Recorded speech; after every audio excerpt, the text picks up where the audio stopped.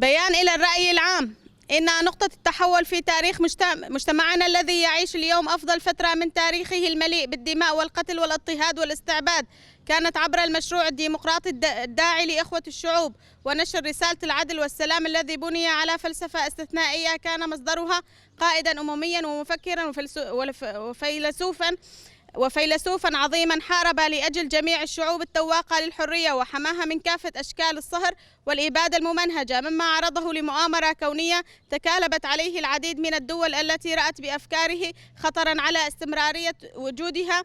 وإلى يومنا الراهن تصر هذه الدول وعلى رأسها تركيا على سجن القائد عبد الله أوجلان وعزله وفرض حالة تجريد ممنهجة متجاوزين بذلك كافة الأعراف والقوانين الدولية. ورغم هذه السياسات الوحشية ألا وأنها فشلت بتحقيق أدنى أهدافها في أبعاد قائدنا عنا، فهو حاضر دوما في أذهاننا وقلوبنا ونستمد منه القوة في الدفاع عن أرضنا ومشروعنا.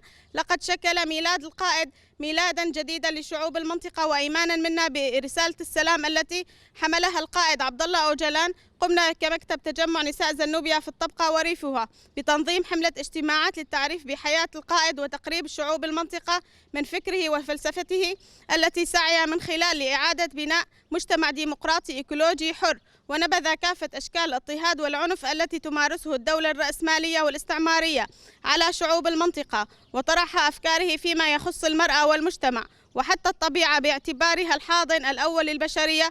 فقد أكد القائد على ضرورة حمايتها واحترامها وطالب بيوم ميلاده أن يقوم كل من فرد في مجتمعنا بزراعة ولو شجرة واحدة لإعادة بناء مجتمعنا بشكل صحي وسليم.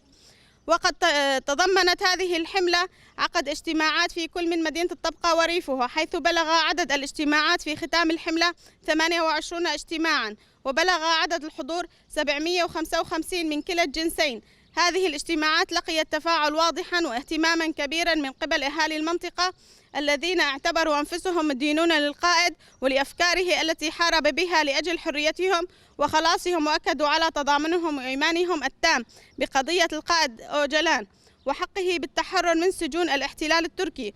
ومن هذا المنطلق فإننا كنساء أولا وكشعوب من كافة المكونات والأطياف نجدد عهدنا لقائد بالسير على خطاه ومحاربة كافة أشكال الاحتلال وتصعيد المقاومة والنضال حتى نحقق نصرنا الأكبر بتحريره. الحرية للقائد الإنسانية. مع تحياتنا الثورية 18/4/2023.